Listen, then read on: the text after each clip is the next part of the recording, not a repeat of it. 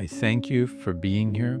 Instead of being here, you could have engaged in distractions. You could have thought that you are suffering and that your sufferings are impossible to overcome. And so at least you can escape into your imagination. You can escape into distractions. You can scroll on your phone. You can gossip about other people. Anything, but to not feel the suffering, which you have already wrongly concluded that it is insurmountable. You could have spent more time with that illusion. Instead, you came here and you said, I can see truth, I can hear it, I may not be fully trusting it yet, I may not fully see it yet, but I know I can only benefit from being exposed to it. And I came here to experience truth. And then no matter how painful it seems, no matter how much it turns my world upside down, I am here for it, because whatever happens, I know that truth knows better than I have ever thought I did. I do not know better than truth. I can see that now. And that is all that is required for truth. Openness. Openness. Not striving, not achieving, not proving your value, not proving your worth, not sacrificing, nothing. Openness. That's it.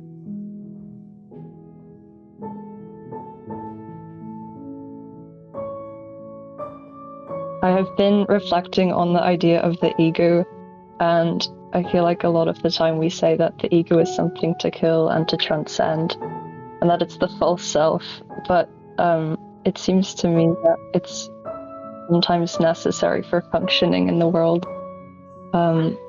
My question is what is the role of the ego in our lives, and can it serve a positive or necessary function?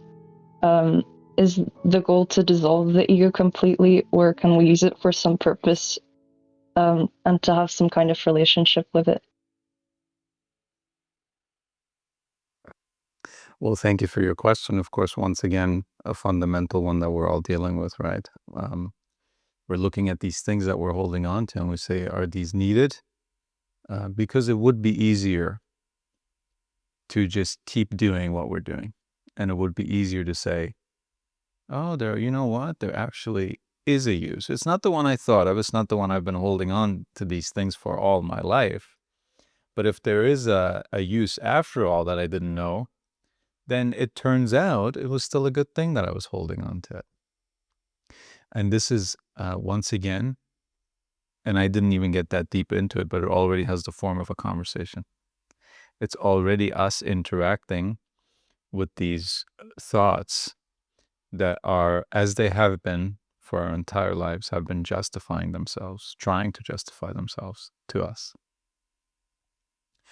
If you notice your consciousness, that which you truly are, the awareness, the lights being on inside of you, that with which you do everything in your day, in your life, in every area and capacity of your being, that very core isness, the isness of you, the I am feeling, although it's not a feeling, but you can see it, you can sense it, you can, of course it's there. That I amness, that isness, it cannot perceive itself. Try to perceive your own being. Go inside of you, so to speak, and try to perceive your own existence. It's impossible. And I don't want to say it's impossible. I find it impossible. Let me put it that way, and everyone should decide for themselves. Yet, we know that we exist. The I amness, the isness is there. So if we cannot sense the being, because if we could sense it, we could explain it. We can say exactly what consciousness is, where it comes from, how it operates. We would just know, because it is us. The way we know that it exists, even though we can't even define it or feel it or explain it to someone else, is the evidence of it.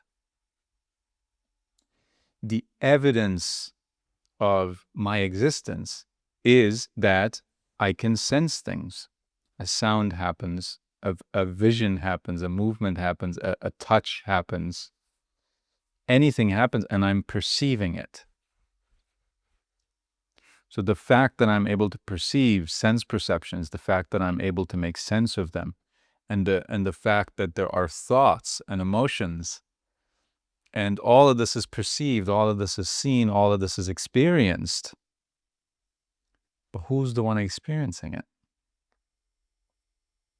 We only know ourselves by our thoughts, and not even by the thoughts themselves, but the fact that we are able to perceive thoughts, that we are able to like some thoughts and not like some thoughts, try to get away from some thoughts, have more of some emotion, have less of another emotion. This points to the fact that there is someone who is perceiving these things, who is experiencing these things. But who that is, and what the nature of that is, what that feels like, what that is, how that is defined, we do not know. It's the famous example, although I'm using it in a different way, that when you walk on the beach and you find a watch, you know for a fact that it is that watch has a maker, that watch didn't just appear there just like everything else. It comes from something. It took its being, so to speak, its existence from someone else, because someone else manufactured it, made it, put it together, thought of it in the first place, designed it. And so you know for a fact, by the existence of the watch, you know for a fact it is proof to you that there is a watch maker. Now, that watch is our consciousness. We know for a fact that we are here. But what that consciousness is, where it came from, where it's going, in fact, and what its true nature is, how it operates, we do not know. And what we do know of it, again, we only know due to external factors that we can perceive, that we can make sense of, that we can work with, that we can interact with. That's how we know that there is someone there to experience it. But who is the experiencer? We do not really know. And we don't need to know, and that's okay. And I wanted to say all of this to be able to answer your question. This presumably, still presumably, of course, because this is not something that can really be proven. Presumably, this is why the false self appears. This is why the false self exists, because that awareness, that consciousness, that I am, that isness, does not know itself. It cannot perceive itself. And so it is saying, am I this? Am I this? Am I this? I could be this. I could be that. And so when we see the evidence of ourselves in the world, when we see ourselves as an employee, when we see ourselves as the child of someone, the sister, the brother of someone, the friend of someone, the member of a certain society, this is the evidence of us. This is how we appear in the world. These are the functions, these are the roles. And this I am, this isness, this mere awareness and consciousness to which nothing is attached, which has no shape, no definition, no sense of itself. It has a sense of everything else that it comes in contact with, but it does not have a sense of itself. That one can be thinking itself into a certain shape, into a certain form. The form of a student, and then of course the form of a successful student and everything that comes along with that. The form of someone who has been deprived of something. The form of someone who has done a very, very great thing and has benefited multiple people in great ways. These are all forms and shapes that this formless and shapeless thing can give its existence to. It's like water, right? Whatever, or air, whatever vessel it's in, that's sort of the shape that it has. But is that its inherent native shape?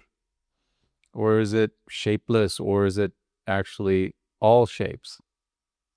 That is the thing we cannot know, we cannot see. But what we can see is when one identity falls away, one can go into another identity, and another, or into multiple, as is the case.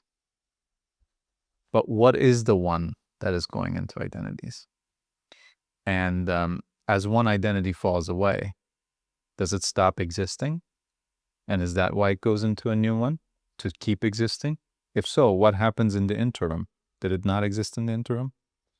And if it did exist in the interim, why does it need an identity at all? Why does it need a shit to take a shape when it can be shapeless in all things? And so if you ask what the purpose or what the current function of the so-called ego, the identities, which is the same thing, those are synonyms. What's the function of the identities? It is to give form to the formless without knowing that the formless does not require a form. Like I said, air or water exists in every shape. It can go into any shape and every shape, but it doesn't need to. It never needed to. And so we can say, okay, now that I realize that I don't need to take a shape, and in fact, it doesn't benefit me at all to take a shape, might there still be a use to these identities? Might there still be a point in engaging with them? And the answer is both yes and no. And I won't just leave it at that. I will explain why it's yes and no. It's no in the sense that you don't need it. These identities are not needed for the true self. The true self. If it's not needed, it is not necessary. If it's not necessary, it is in fact not beneficial to engage in them for the true self. It depends on your vantage point. If you're always looking from the true self, as I think we should, as is our nature, as is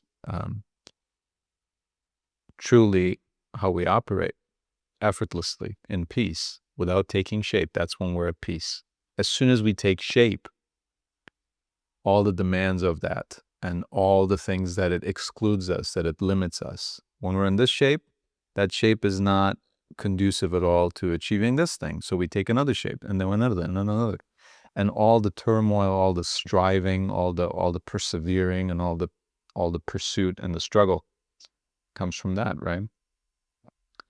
And the answer is also yes. The identities can be made use of. How? By realizing, by recognizing what they truly are. They are shapes that water and air can assume to achieve a certain task. And that task, however, will always be a physical, logistical, many times profane not in the sense of bad, but profane in the sense of lower than the divine, right? There's the physical and then there's the non-physical, and everything comes from the non-physical. All physical comes from the non-physical. There is no physical without the non-physical. And so you want to improve the physical conditions of another human being, of a whole society, of animals, of the planet. Okay. So assume the shape of one who can do these things. Assume the shape of, I don't know, the social worker, the doctor, the lawyer, the police person, the police officer, the politician, the scientist, the monk, whatever it is that you think you need to assume the shape and form of something to improve something physically with physical means, that's your role. That's a role that you're assuming. If you identify with that role, it becomes an identity. And if it becomes an identity, the consciousness forgets itself. It thinks it is a shape when it has no such responsibility, no such necessity to live. It gives life to all shapes that it assumes, not the other way around. And so this is why it's a yes or no, right? If you see identity as identity as your true self, as your very being and your core, you're wrong. Because air in a bottle is no different than air in your mouth, in your lungs, right? It's both air. It's not better or worse, existent or non-existent, depending on what it is in, what shape it is in, what container it's in. But if you take that shape, if you assume that role and responsibility for something because you are well aware that you don't need it as the true self, but I mean, you are here, you are awareness, you are consciousness, and pure awareness, especially the formless, shapeless consciousness, especially is open and free to give itself to truth, to love, to justice, to reason. Reason is the guide of awareness. Reason is the guide of consciousness, that formless, shapeless, all-pervading thing that exists in all things. I am me to me, and you are I too. Inside of you, you say I. You don't say you. You are you to me, but to yourself, you are I. So in every single person, it's I, the I. It's never another. We're all pervaded by the same consciousness, by the same awareness, by the same thing. It's like I always say, like raindrops.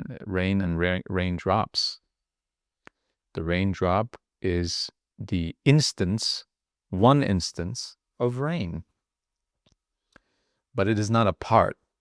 It is fully water. There's nothing missing to it. It's fully water. But in terms of it being the rain, it is only a part of the rain, yet itself is fully the rain also at the same time. Just in that same sense, you are fully awareness, you are fully consciousness, you are the thing itself. You are not lacking anything. You are not a little part of something that then is complete. You are full and complete in yourself, but you are not all of it. You are an instance of awareness, an instance of consciousness, an instance of that which gives you being and someone else being in someone else, and every flower and every bird and every animal and every living and non-living, moving and unmoving object. All of them are pervaded by this. And so to that which you truly are, a role is not needed, but it is also not improper to it. It's also not something that can destroy it, right? So this true self does not need to run from anything. It does not need to chase anything, but it says, okay, I am awareness, I am consciousness, I am in this body, and this body is a physical thing. And other people have physical bodies as well, just the same. And we live in a physical world. We step on a physical ground. We interact with physical objects. And when we're in that realm, objects can take damage. Objects can be made more beautiful. They can be complete or incomplete. They can work. They can achieve something, or they can be broken, etc., etc. And I aim to repair things. I am someone who repairs. I am someone who heals. I am someone who is guided by my one and only guide, which is reason. And according to that reason, I see pain when it is not necessary, and I wish to do something about it, not to make myself better, not to make myself proud, not to fulfill some dream, not to earn an award, not to fulfill my obligation, otherwise I wasted my life, none of that. Just because it is reasonable to do so, if I have the resources and the wish to do so. And so I go do it.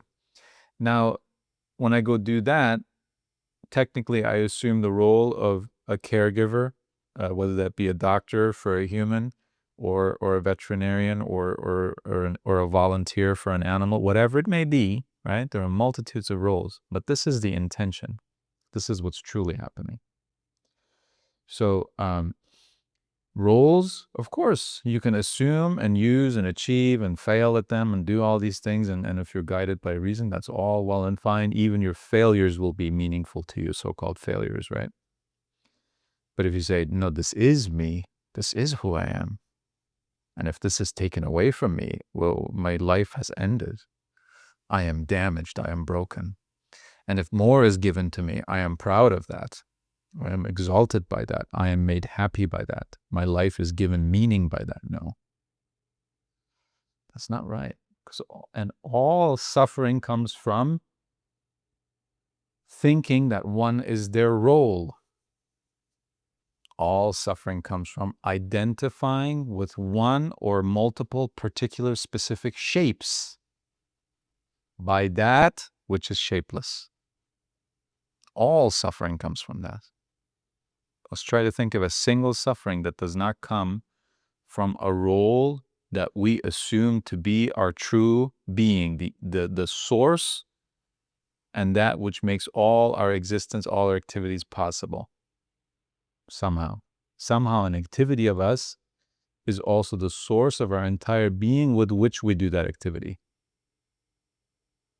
And this is what it means, at least we're approaching it. This might not be everything, but this is what it means, know thyself, when the ancient Greeks say.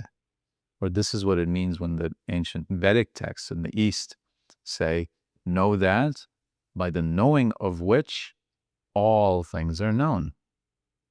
Yourself. So I hope somewhere in there there's an answer to those questions, and we can of course discuss further. Yes, thank you for the response. So I guess to summarize, we have to like it's quote unquote okay to take on a role as long as you don't forget your true nature, which is like just the being.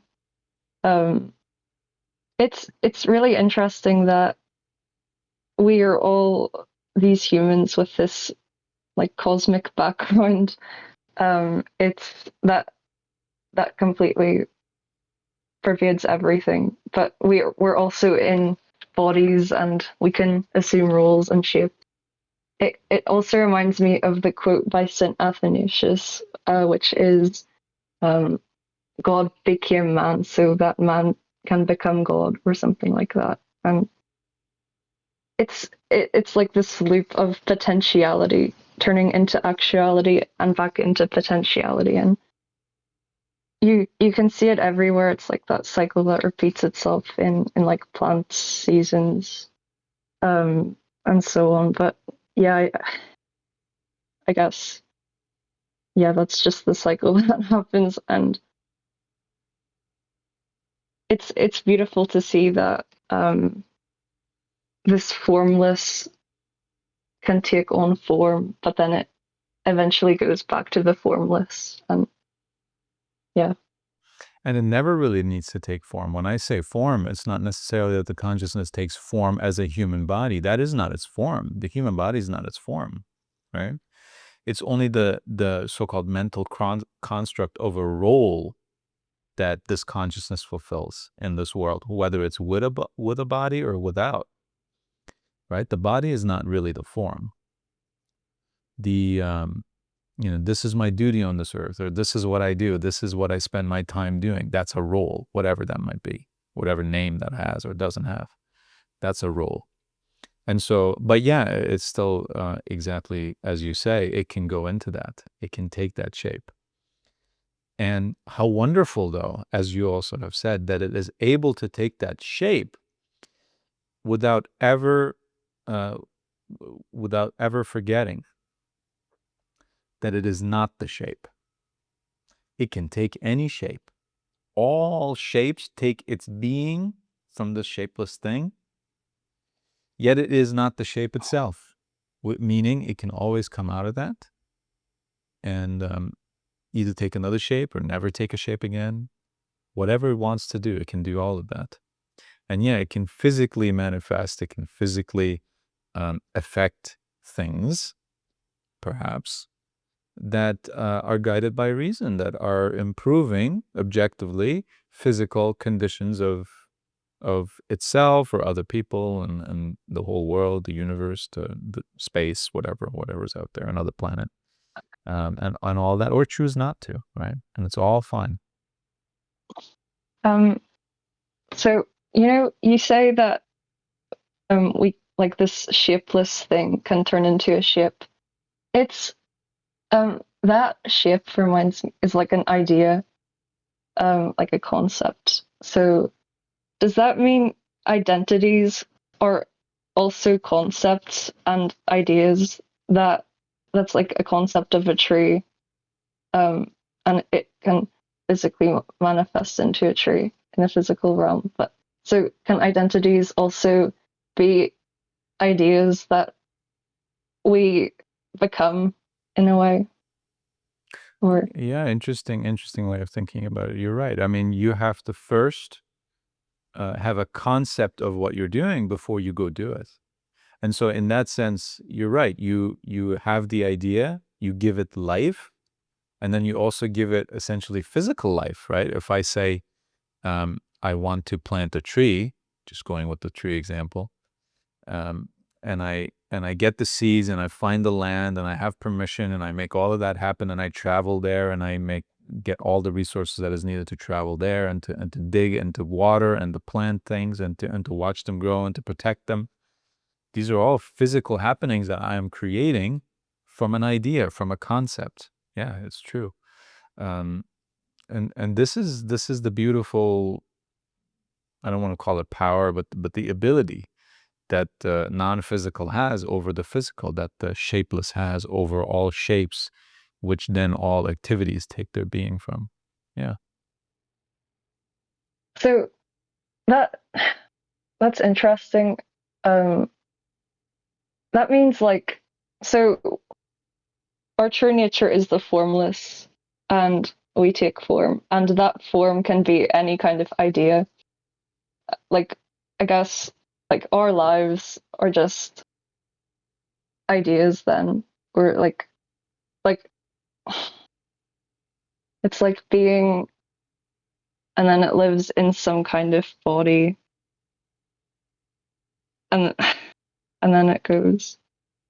Um, but like your existence is almost, you're living in an idea, and you're able to perceive that, and in others as well.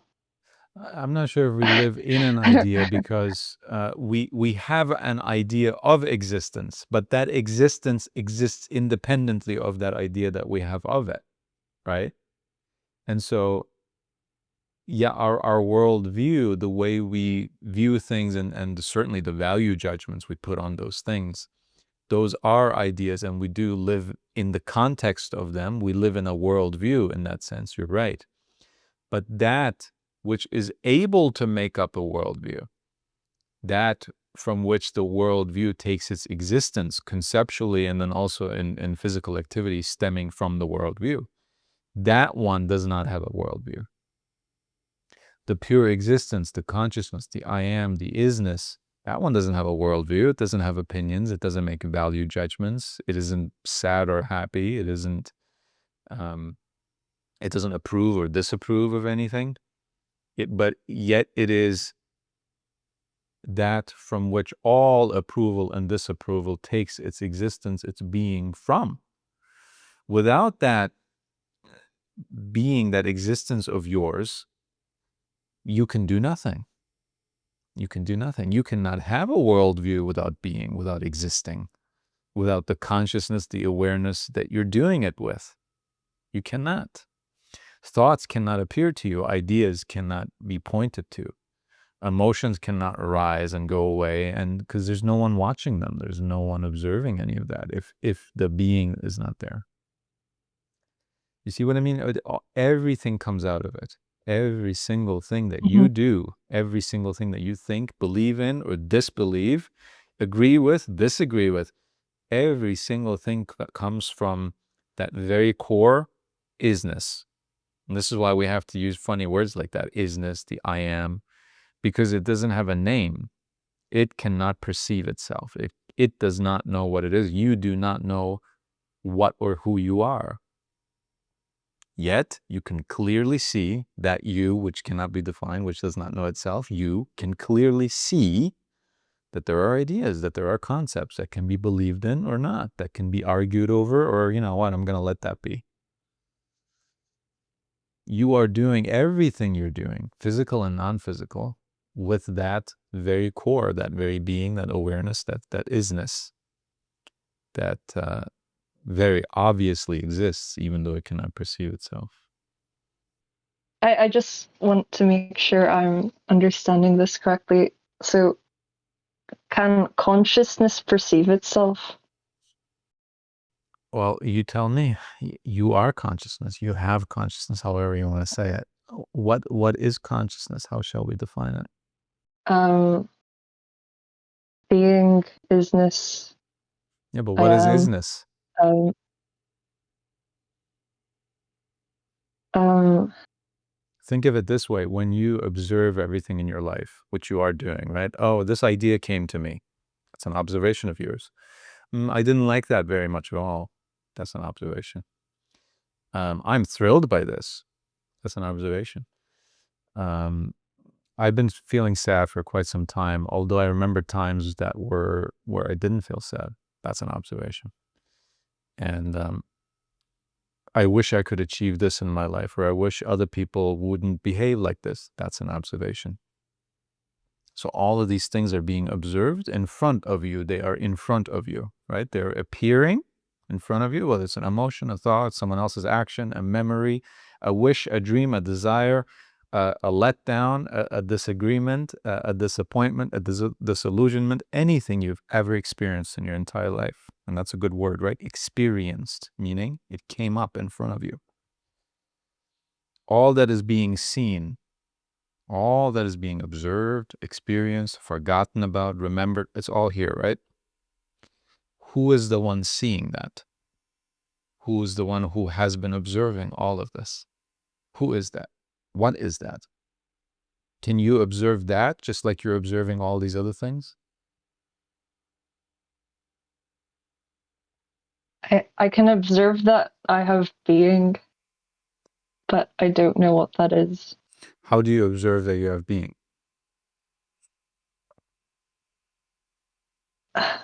Um, I don't know. There you go. It gets difficult. The closer to the true self you get, the less of it you are seeing, the less of it you are able to perceive. And you might say, as we have been saying, well, I know I exist, but how do I know I exist? Well, because I think, therefore I am, as Descartes said, right? I think I have a thought. I am the one perceiving that thought. And you're absolutely correct. But you're not the thought. And so you know of your existence by the effects of it. Right? The thought comes and I can see the thought. So there's a seer there, there's an observer there, therefore I know I am. Yes, but I'm not seeing the observer. I'm seeing that which is observed. And the fact that something is observable is proof that there is an observer, but it is not the definition of an observer. It is not the observer seeing itself. It is the observer observing and therefore knowing that it exists. But when you try to look at yourself, it's almost like imagine a world in which there are no mirrors, right? And you're observing everything. I observe this room. I can even observe my hands, but I say they're my hands, not me, right? And so, okay, so who's the one observing? And it's almost like you're trying to go back and you can't see it. You can't see yourself. That which observes everything, it doesn't seem to be able to observe itself.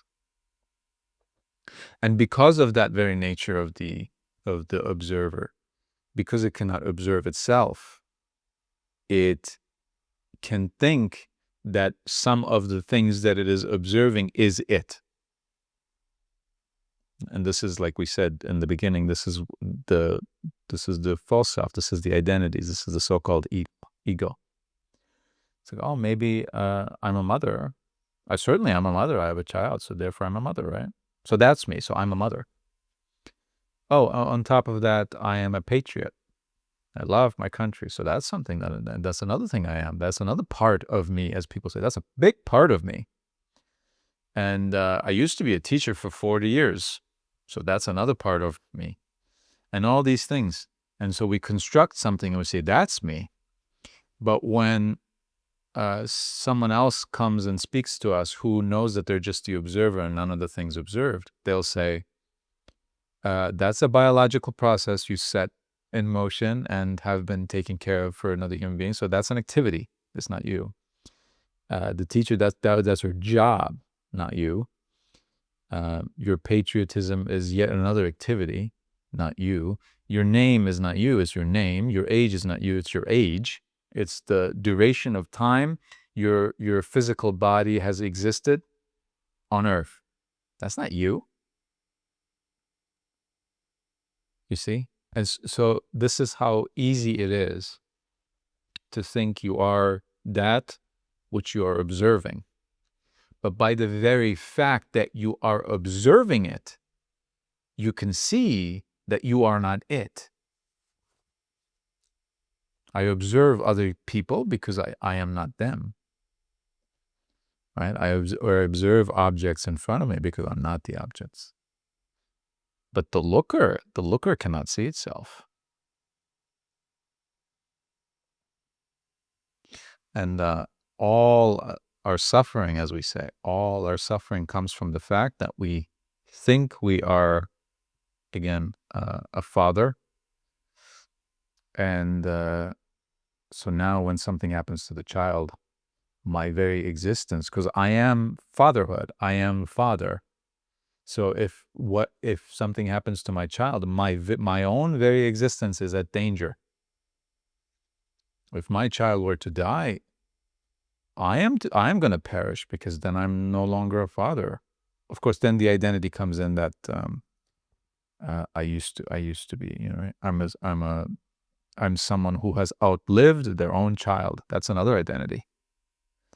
I'm a cancer survivor. That's another. When you have cancer, it's like that's your identity. I battle with cancer. That's my identity. When the cancer is gone, and that identity must leave because I no longer have cancer. I cannot identify as someone who's battling cancer. So now, oh no, so now I'm stressed out actually. But it's easy. Now I can replace that with being a cancer survivor, and I can keep going to my meetings, and I can keep thinking of myself in that way and identifying and introducing myself, talking about it. It's so very easy to identify with things that we are not. Now, does that mean the cancer didn't happen? Does that mean I did not struggle physically for a very long time and I overcame multiple physical and non-physical challenges? Of course I did. Of course I did. All of that happened. All of that is real. And it's, wow, amazing that a human being can overcome such challenges. It's all true. It's all real. It's all amazing. Truly also in many senses, beautiful. But it is not you. That's all. It's not you.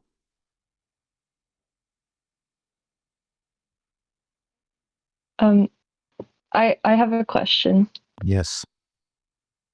Um, is there like, I mean, I don't want to say danger, but can one be misguided into thinking that they are awareness and identify with awareness? Yeah, because awareness is also just something that's being observed. When I say I am awareness, it's not quite true, actually. Of course, I operate out of awareness. Awareness is yet again a direct proof, evidence of my existence. Without existence, there is no consciousness. Without existence, there is no awareness of existence or of anything else. So even that I am not, because even that is being observed. By whom? The question still remains. And now we really can't see anything. Now we're really in the dark, so to speak, because even awareness I am not. Wow. Yet I am the one who is seeing that even awareness I am not.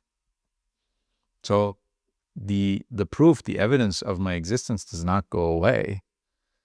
I am only able to define less and less of that so-called I am, and that isness. Yet it exists. I cannot talk this away. I cannot talk this existence away. And I can also not talk it into being. And I can also not talk it up or talk it down. It is. It is. And I am the one attaching all these things to it. I am the awareness. I am the one who does all these things. I am the observer. I am this and that.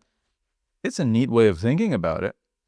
And it's certainly probably closer to the truth of that unknowable, simple isness, I amness, that experience of existence. But it itself cannot be seen by itself. This is the amazing beauty that we are in, if you think about it. Even the knowledge, the information of what oneself is not necessary, is not required. If it was required, we would not exist, right? If existence required perfect knowledge and definition of what itself is, and we don't have it, then we wouldn't exist right now, right here, yet we do. So look, even that is not necessary. And this is why we say, identities are harmful and all suffering comes from identity. But ultimately, even if they were not harmful, even if no suffering came from them, they would not still be necessary. They would still not be necessary. And that's the amazingness. And so, of course, but on top of all of that, when it causes suffering, I mean, what is the point? This is why we say reason is the guide. Reason tells you what is the point of you suffering. And you say, okay, there is no point of me suffering. You're right, so I will let that go. Okay, but I really, really want to know who is the one who was suffering and who's the one who's not suffering. That too is not necessary. Other than the fact that it, of course, frees you from all the things that you thought you were, and now you're not. But the one who's being freed also didn't need to be freed. Just like it doesn't even need to know what it is and cannot know what it is. It also ultimately never needed to be freed. It never was that. It's the strange territory that we're in now where language doesn't make sense and ideas doesn't make sense. And there seems to be a paradox when reality is clearly functioning within that so-called paradox. It's just another identity that it is not a paradox. It's just another identity that, or an idea, a concept that we think of it as a paradox. Again, this is only our vision, our view of the world, our worldview. But whatever reality is, it clearly is, and is working just fine, despite all of us disagreeing about pretty much every single observable thing. It says that's all fine. That too is being observed by me. And that too is not necessary. And it cannot touch me, for better or for worse. Thank you for answering the questions. Yeah, and thank you for asking them. This is literally the core, right? We've gotten so deep into the core, we don't even know where we are anymore. And we don't even know what to say and what to do anymore. And that even in itself is the ultimate proof that we need not do anything or know anything or be anything. So that's a beautiful, beautiful thing to get to. And this is what I'm focusing on these days, right? And this is why we're talking about this. This is why I bring everything to that, because if we can keep coming back to this remembrance, to this knowing of unknowing, to this unknowing of knowing, then what is everything to it? Nothing and everything, just an activity it can choose or abstain from. And we'll just be guided by reason rather than fear on this side and ambition on the other side and pride on the other side and all that, and regret and shame on one side.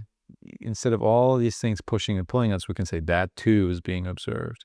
That too is not necessary for me, whatever that may be. So thank you once again for that amazing discussion. I will move you to the audience with gratitude once again. This is, as I just said, this is something to see, discover for yourself. You don't need anyone else or anything else to do this. Explore for yourself and rest in that. And when we remember, we can keep coming back to this and we can keep resting in this, no matter what the external situation is, no matter what life is throwing at you, as they say. You always have access to this because you are this, whatever that might be. So I will invite our next speaker here. I'm at a little bit for words because of your last conversation. And so, like, when you get to that point of like thinking that we're not even awareness, like, do I even have a question anymore? Right. um, Do I have a problem um, anymore? Right? Do I have a worry or a desire anymore too? By the way, if you think of yourself as that, if you see the ultimate reality in that, so which is also kind of beautiful. But go ahead. I wanted to talk about the question of the fortnight. Yes. The question of the fortnight is, what is the very best thing that you can do against ignorance in the world? And I want to say it one more time just because it's the first time we're mentioning it again. What is the very best thing that you can do against ignorance in the world? So when you said that the first time, what I thought was just focus on yourself. So mind your own business. And there was a video that you posted about 10 months ago that you titled People Can Change, but You Cannot Change Them. And so, and one thing you mentioned was that if you do focus on yourself, um, then other people will see the change in you, and that will lead them to want to change themselves.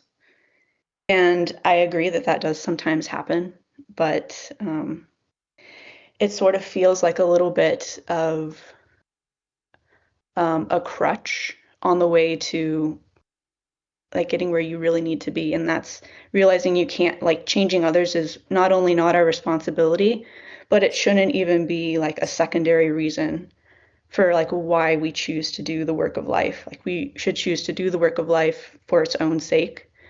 Because if you're doing it to affect other people, then you run into needing to be understood. And there has to be an outcome. Otherwise, oh, I'm doing the right thing, and these other people around me, like, they're not seeing it, and then they're not changing, and that's what I was expecting would happen. So I guess there's like an expectation, and there's an expectation of a certain outcome attached to doing the work of life, and it should just be done for its own sake. Yeah, and like the concern of being understood. It's like a lot of people who have done the work of life have been misunderstood, and that always kind of bothered me a little bit. Like Socrates or Jesus, who would speak in parables. I always thought, like, why would you speak in parables when you know people are confused? Why would you not just speak plainly and so they can understand you? If why you're doing what you're doing is to like change people's lives and like show them the truth, why would you speak in a confusing way? And if people are misunderstanding you, why would you not try to address like how they're misunderstanding you? But I guess peace is not being concerned about that. Um, Um, certainly, pieces needs to not be concerned about that. But I think in Jesus's and also in many ways Socrates's case, they're at the same time teachers, right? They're not just people who just be. They're teachers, and teachers just in the sense as we all are, right? When we talk to a friend and we make them see something that they didn't see before with kindness and with love and with reason, we are teachers too in that sense. But when you are teaching, you have to be very, very careful not to touch the ego. If you say something that offends the ego, and the ego, the identities, right, are still very powerful over the person, then the ego will say, this offends me, let's go, we're going. And it will take the person with them, right? But if you can sneak it past the ego, and behind the ego is the true self, if it lands in the true self without touching the ego, without offending the ego, then the truth can be perceived, and then it can be accepted. And I believe that's why Jesus, for example, among many other people, was speaking in parables, because those who know it was able to reach the information, the truth in it, right? And it was circumventing the people who look at the world out of nothing other than ego. And for those, the truths in that were hidden. They were non-offensive. They were nonsensical. And everything that doesn't make sense to us is just, okay, we can dismiss. But if it's said directly, every single person for whom you are fighting for, you are destroying them. And you're destroying yourself. If he said that directly, and in some cases he has, and of course he did end up dying because of offending people, right? So it ultimately, even the parables were too offensive for the amount of, and the extreme unawareness, ignorance, ego that was going on around him, right? But I believe this is the attempt of people such as him to sneak truth past the ego so that it can reach the true self, and then the true self can let go of the ego, because only the true self, the person themselves, can let go of the ego. You cannot take away ego from someone. You cannot take away identity from someone. They will leave you, and they will shout at you, and they will scream at you, and they'll get angry, and it will get even worse. And this is, of course, in connection with what you're talking about trying to change people. You cannot change anyone. You can only change yourself, because you're the one inside of you that is behind the so-called ego that might be unreachable, right? And only you can reach yourself, because you are yourself. So if you do that work yourself, and as a result, inevitably, you see that you had peace in yourself all along, that this simplicity, this effortlessness was not only inside of you, but is you in many ways, then everything becomes smoother. Everything becomes literally frictionless, right? And my point in that video was that kind of change within you is very noticeable to people, right? Because people are constantly observing the world for solutions, for things to make them feel better, and for things to make them see things clearer. And someone all of a sudden living their life with increased peace and effortlessness and an interest in the world, and just able to perceive and dwell in and rest in beauty so much more, they're going to say, hey, what are you doing? How is this working, right? And so that was just my point, that it potentially has that effect. But you're, of course, 100% correct in pointing out that even that, if it becomes an expectation, if it says, I'm changing all these things myself, and of course I'm benefiting from that, but half the time I'm looking over to the people that I secretly have an expectation of becoming better, only for selfish reasons, of course, because we might say, okay, we're roommates. So if this person is more at peace, then I'm going to benefit from that too. That too is an identity. That too is an activity that we're identifying with, that we're putting expectations on, and that will ultimately work against us. It will ultimately create suffering again. And it defeats the whole purpose of doing the so-called work of life, of becoming more aware of these things. So absolutely. And you're also right, even in calling it a crutch, because if it is an expectation, it is a crutch. This effect never goes away. Of course, as you work on yourself, other people might have the potential to take notice and then to become interested. And that way, they will push the ego out of the way and say, hey, you're doing something that works. And I'm not going to listen to this thing that tells me that no one has peace, because I can clearly see it in you. So they will push it aside, at least for a moment, for you to tell them something. And that's your opportunity to sneak truth past the ego, right? But this opportunity should not be an expectation. It is not an achievement of yours if you get to do it, and it is not a failure of yours if the other person does not notice or does not care or is not receptive to what you are saying. It's just another identity if that's what happens. But at the same time, I'm in favor of crutches, I have to say, because it happens so many times in our lives where we are too afraid. Even though we're seeing the full picture, we're too afraid to go there. And so, but when you say, just take a little bit of that, just take a little bit that you are 100% sure of, that will definitely improve your life in every way imaginable. Go do that, and then you still have the option of not doing the rest. But of course, the person gets a little bit of a taste of that, will want more and more and more and more. And so in that way, I favor crutches. I think they're okay if used in a correct way, but you're absolutely right. There's always a danger of it becoming another expectation. But if one expectation helps us to let go of 10 other expectations, I call that a win, right? And that might be exactly where a person is in their so-called journey, where there's the opportunity for them to switch to one expectation by letting go of 10 others. In my opinion, that's a good thing for where they are at. And eventually, a person who works like this, a person who is advancing in this way, will see that too to have been an expectation and to say, okay, that helped me. That helped me. I got rid of multiple other expectations with this, but this too is an expectation. And now I am ready to let go of that as well. This is sort of what I experienced myself, what I observed in myself, and therefore in limited quantities, I like to pass on these little crutches that have been very, very helpful, that I see working time and time and again. And as you have just said, every single person who uses those so-called crutches comes to a point where they recognize it for what it is, and they drop even that. And I think it's just beautiful. I think it's another strategy, just like a parable is a strategy. I think a crutch is a strategy as well. So yeah. But yeah, I appreciate you pointing that out because it's very, very important. I think what's nice about what you do is if you mention a crutch, you'll call it out as a crutch.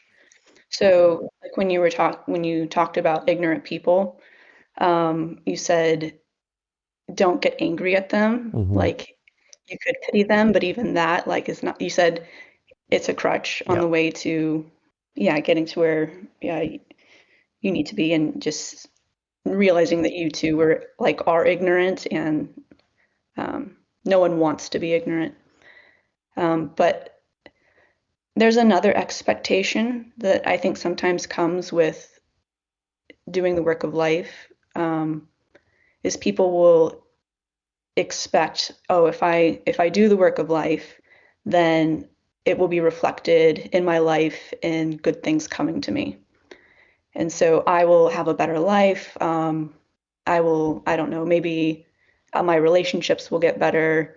I'll be like everything I do in life will just flourish because I'm doing the work of life. And I think that's a dangerous expectation. And you see that in religion sometimes. People will be challenged in their faith, or they'll just leave their faith because they said, I was doing everything God told me to do, and look what happened to my life, all of these terrible things. And why do bad things happen to good people? And if you're doing the work of life and you have this expectation of those kinds of returns, then you're doing it for the wrong reason, because you're not doing it just to do it, because it's worth doing in and of itself, regardless of anything else that happens because of it. And sometimes doing the work of life leads to being so misunderstood that people kill you. And something I've like struggled with is this idea of clinging to life and putting things that like facilitate life over doing what really matters. So pursuing like the work of life. And so you've made videos about this before, where you say, do the work of life first, like do the most important thing first, and then everything else can come after that. And even though I know that, that isn't reflected in how I actually live. I think all of these profane things are more like, if you were to look at my life, it would look like, oh, she thinks all of these profane things are way more important than um, doing the work of life. Um, and I don't know why I value those kind of things more than what I know is actually the most important thing. You know, that too is a stage that I can clearly, and I don't even want to call it a stage, as if there's a progressing and there's a chronology. I don't want to do that, but it's language, it's limited, and that's all I have to use. All I want to say is I see that as not an unusual thing, not a wrong thing, not a weird thing, the place where you're at, so to speak, where you are looking at your life and you're saying, I know what the truth is. I know what the highest good is, and I can see it. But clearly I don't trust it enough yet, or I'm not committed enough to it yet, because I still do all these things that reason time and again has shown me that these things are against it. Not that reason is hurt by it, not that truth is hurt by it. Truth cannot be hurt. But if I am such an understander and a devotee of truth, then why am I still engaged in these things? And I want you to realize that this too is an identity, that this too is a mental construct that is making decisions for you and that is driving your life. And that this too is something to let go. Because this person that you are, so to speak, this person that is looking at their own life and sorting certain beliefs and activities into the good pile and the bad pile and the I don't know yet pile, that too is something that's being observed by you, by the true self. Well, now when I say you, I don't mean the person. Before, when I said you, it was the person. Now I'm talking to the true self. That too is something you're observing. You're observing this person, you're almost looking down on yourself, which is not the true you, looking at your own life. I mean, look how many levels of illusion are in this, actually. How many levels of imagination are in this. There's the observer, of course, as always with everything. And then there's this person who does not approve of this person that they used to be and is trying to be this person that they want to be. And but in there's that person yet again that is this far into that and is having a challenge now and is going down a different path. Oh, and now they're coming back and they're going the right direction. Who's seeing all of this? Right? Who's observing all of this happening? This so-called person traveling in their chronology and on their journey, on their path, falling back, now advancing, now realizing they took a wrong turn, and now they have to backtrack, and maybe next time they can. This too is only an identity. The identity of the seeker, the identity of the worker of life, the identity of the one who knows truth but does not quite trust it yet. These are all identities. Can't you see that you're observing all of these things and that there was a time when you still existed before this person who was traveling on this path, who was facing this particular challenge? That person did not exist yet. You were fully in those things that you now deem as not conducive to truth, not right for you. You were fully those things. You didn't even have an understanding of that there was a separation, that there was something else. So before this knower of this separation, you still were there. It's not like you didn't exist. And this person is constantly leaving things behind and changing. But you didn't change. You're the observer of that change. So, in other words, this is again the true self identifying with something that it is not. You are not the one who knows truth but is falling short of it. You are not that one. That too is only a persona. The word person, it comes from the word persona, which means mask, which is an identity. It's only another role. It's only another form. That too, you can and you will leave behind because now you're seeing it. You used to be the seeker. You used to be the seeker of seeking.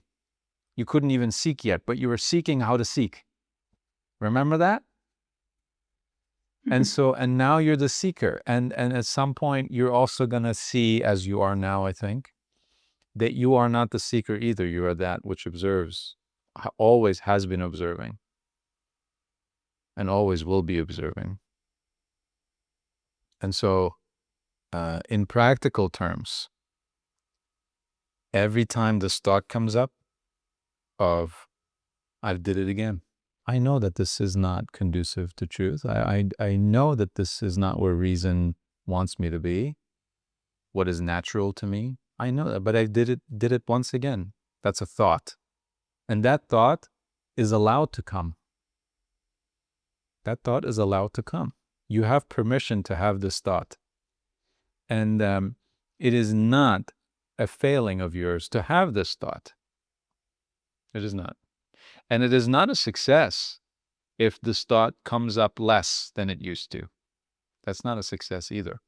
The one that considers that to be a failure or a success is also something observed, is also just an identity. So don't believe that either. Okay? But again, in practical terms, the thought comes out, I've done it again.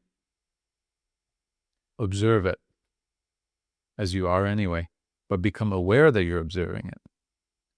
And become aware that you are not that which you're observing. And just let it be. This is not me saying, okay, see it and then repress it. See it and then hit it. I'm not saying that either. I'm just saying be in touch with reality. See what is truly happening. In this moment, this thought is coming up and is bringing with it the emotion of shame, regret, guilt, whatever it may be. And you can observe, as soon as I have a thought like that, that feeling comes in. That too is being observed. But I was here before that thought. I was here before that feeling. And who is the one now who feels worse? And who is the one who feels better when those thoughts and emotions are gone? Is that one me? Or is that too just being observed? The relief of that, the relief when the thought is gone, that too is a changing thing, no? Sometimes it is there, sometimes it is not. You are the one who's not changing, observing the change. So all you have to do is literally observe. Observe. You are the observer. You are not the seeker. You are not the achiever. You're not the failure. You're not the one who's lacking. You're not the one who just improved themselves and it has proved that to themselves. And it was an amazing display. Wow. 10 years ago, I would have never been able to do this. A year ago, I couldn't have done this. And now I did it. I knew something right from wrong that I didn't know before. Amazing. That too is just an identity saying, proving itself to itself, boasting itself. It's not something you need to do. It's just something that's happening. It's just a thought. It's just an emotion. It is not you. And you can have these thoughts and emotions. It cannot touch you. Just like a failure of the seeker is not a failure to the self, an achievement of the seeker is also not an achievement to the self. You are full and complete, and you are, in fact, what all the seeking derives its being, its existence, its energy, its activity. And this is objectively a good thing you're doing, to see right from wrong and to choose to go with right and to observe that you're still in some areas going with the wrong and that you don't want to do that anymore. That's a good thing you're doing. It's not going to happen any other way. But you also need to realize that even that is just something, is just an activity. It's just something that you, the true self, is observing, and it is doing that, these activities, to better its physical existence and to be more in touch also non-physically with the peace that is always with it, the reality that it is a part of. And it just wants to be more aware. You don't want to be unaware. You don't want to be unconscious. You don't want to be ignorant. These are all beautiful things. And this is your way to do it. This is how you are approaching it. And this is how genuinely you are getting more and more of that vision, not creating peace itself, but seeing it more. This is how you're seeing it more. And so what if we just said, this is all part of the process, and this is exactly how all it needs to be.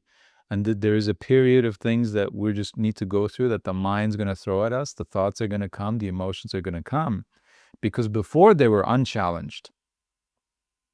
And now they're being challenged by what? By truth, by reality, all these things. So isn't it then actually a beautiful thing? Isn't it a sign of so-called, even to the identity, isn't this a sign of progress and a sign of success? So even the identity should be happy with this. And then, of course, one day, even that identity, which is happy with that, will be let go of as well. But there's time for that, and we'll get to that, and there's no rush. And the one who's doing this already really has it. We can know this without fully trusting it yet. We can know this without fully trusting it yet.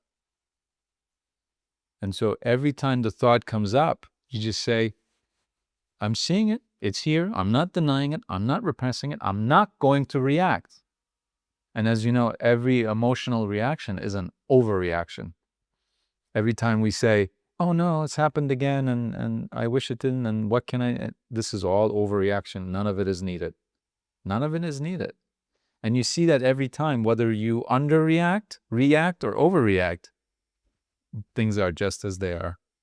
They come about just as they do. And you don't need to do anything. And so why not just observe? It is happening. This is real. And you don't lift a finger one way or another. You don't repress it. You don't exalt it. You don't say, I want more, I want less. You don't do anything. You say, this is what's happening. This is observed.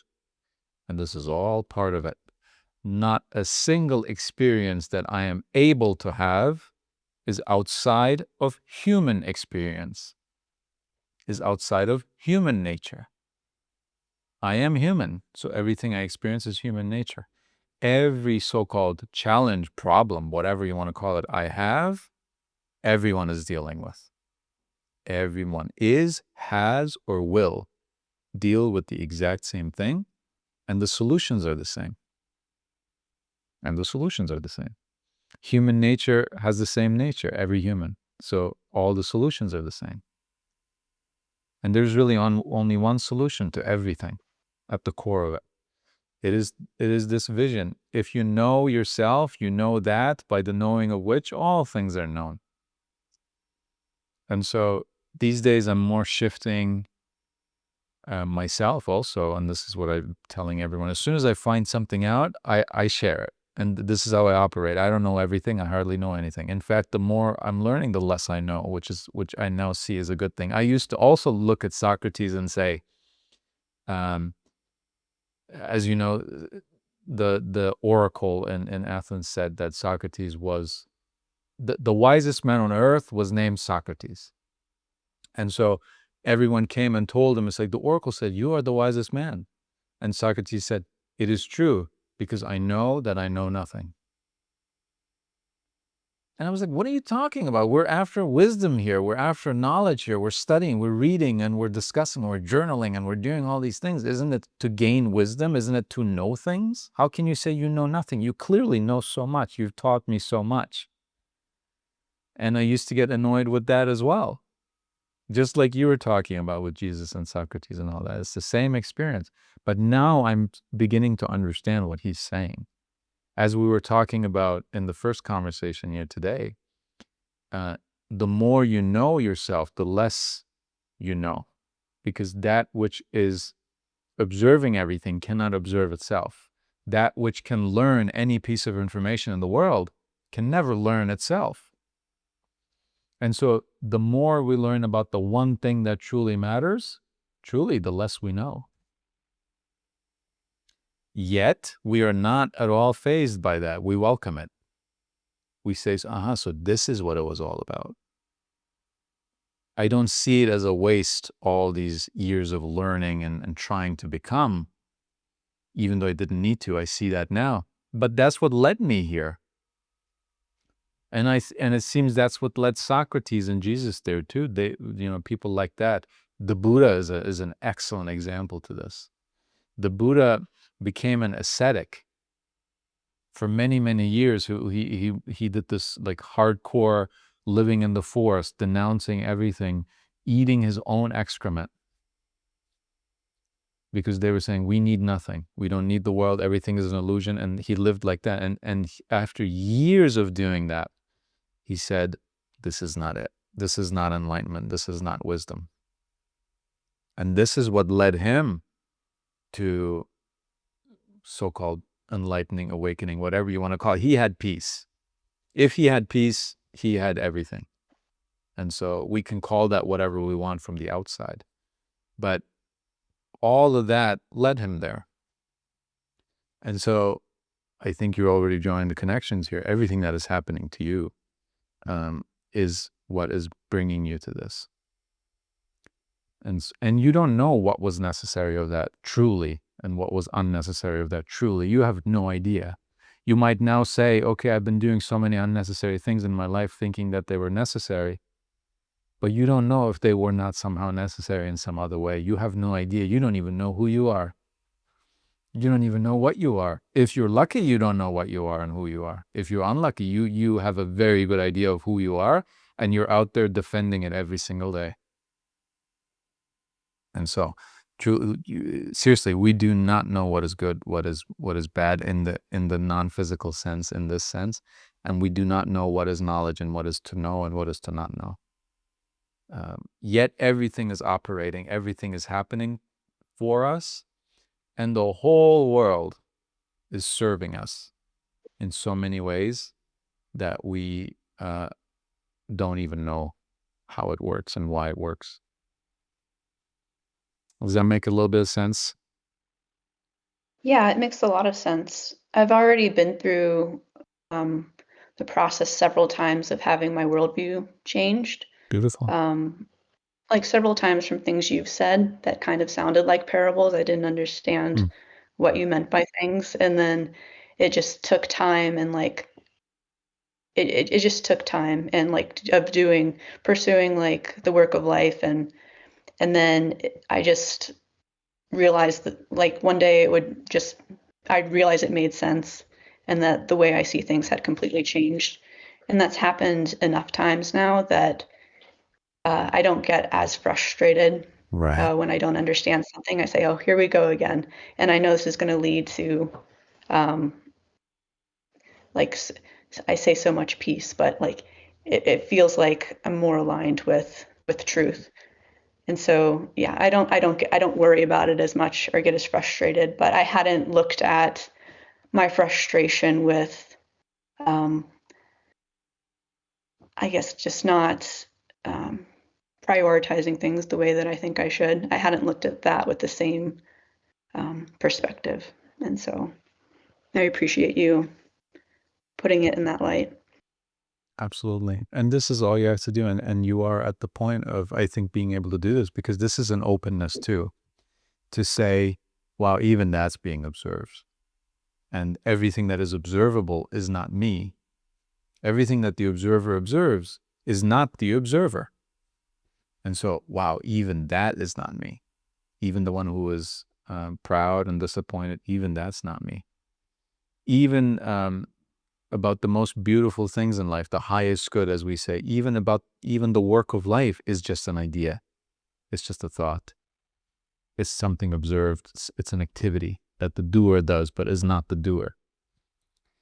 And so, but that used to be scary. If someone told you that earlier, that would have been very scary to you. And perhaps you're like, well, what's the point of living or doing anything then? And that's scary. And you just want to crawl under a rock rather than live like that, right? But now it's like, oh my God, everything that happens to me is to my advancement in ways that I don't even know. And I am willing to know less and less and less and less until perhaps I completely dissolve. But whatever is going to happen, it's in my nature and it's to my benefit ultimately, although even that word is a value judgment, right? And so this is where we're going. We'll see where it goes, where it ends. But as I always say, each step is its own reward, right? Every time this happens, it's like, wow, just a yet another world opened up to me, or multiple worlds, and I see all this now, and there's so much more space now so much more room to be, to just exist in, and so much more peace, even though it was always there. And every time this is happening, you wonder, how many more times can this even happen? But then again, at some point, as you said, you're not even going to worry about that. It's like, I'm not the one doing it. I'm not the one really controlling it. I'm just the one who can be open to it. Or I can close myself off to it. But what am I closing myself off to? How can I close myself off to something that I don't even know about? Who is the one who wants to close off and to just forget about all this? Right? And is it my nature to be open or to be closed? That is also a question that can only be answered by the true self, right? And so, but this is what's happening, and we're just letting it happen, and we're open, and we're taking it as it comes, I think, and I hope. And that's just a good idea. Again, truth has never hurt you. So why ever close up to truth, even though it seems like it's going to turn my world upside down? If then that just means it needs to be turned upside down. So go ahead. It's like a doctor, right? You don't know what the doctor's going to do to you, how all that works. But you say, do to me whatever is best, you know better, and I don't understand any of it. And so this is sort of how it goes. And so I appreciate that, what you said. I have one last thing to say. Yeah. So something else that used to bother me was like the fact that Jesus didn't try to stay alive more.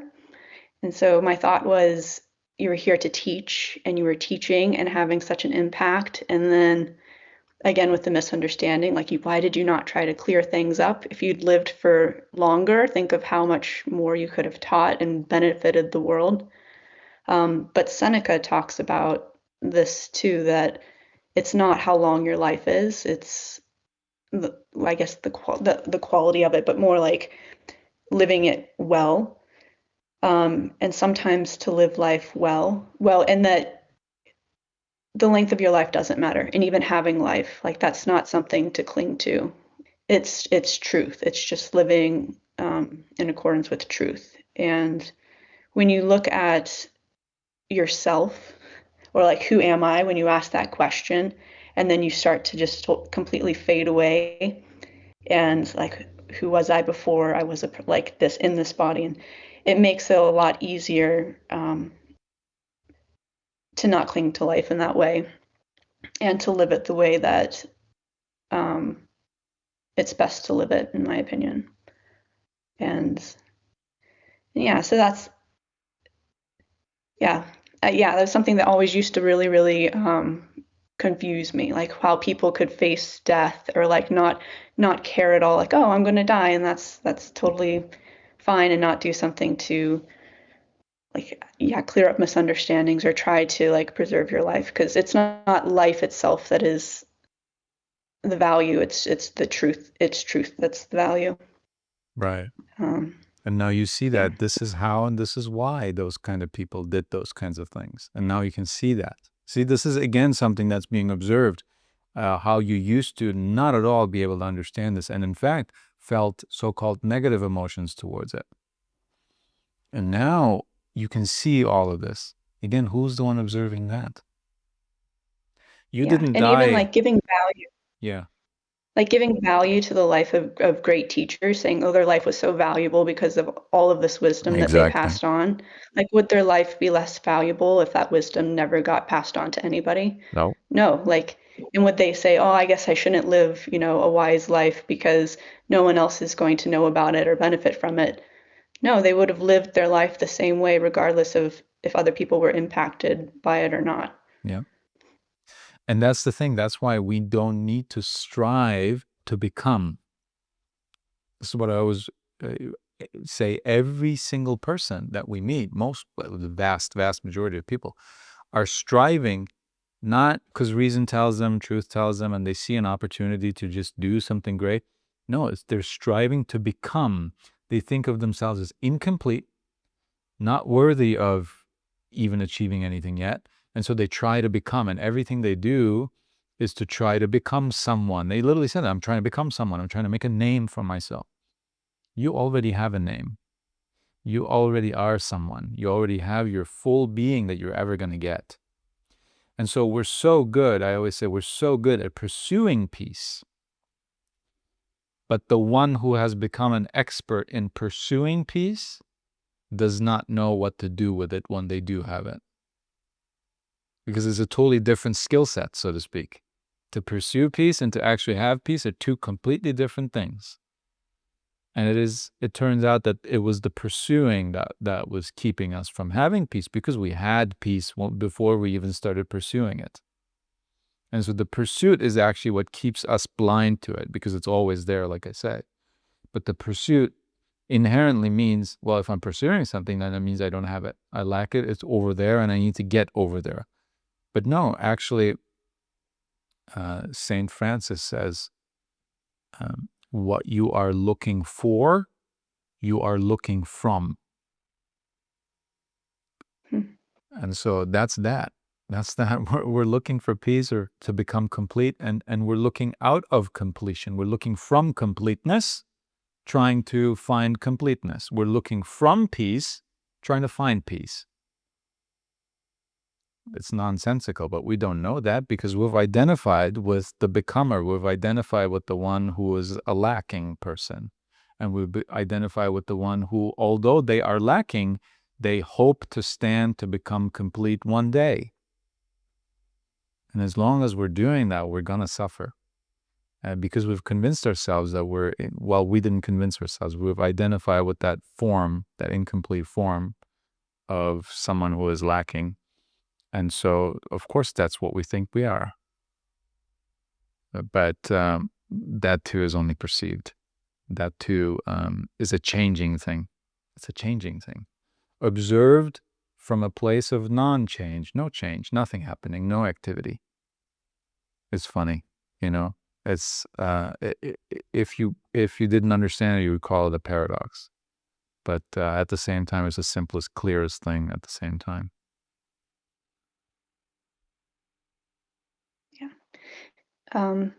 Thank you for talking with me for so long. Of course. Yeah. Thank you for talking. Because this is important. This is huge. And it's really also beautiful, just in a human sense, not in anything else, but on a human level. It's beautiful to observe this change. Because I've been observing it for a while, right? I've known you for a little bit. And so it's just beautiful to see this happening in another human being as I observed it in myself and in a few others. It's just a beautiful thing. And so never forget that this is what you're doing, which you already know. Again, I'm just asking you to remember.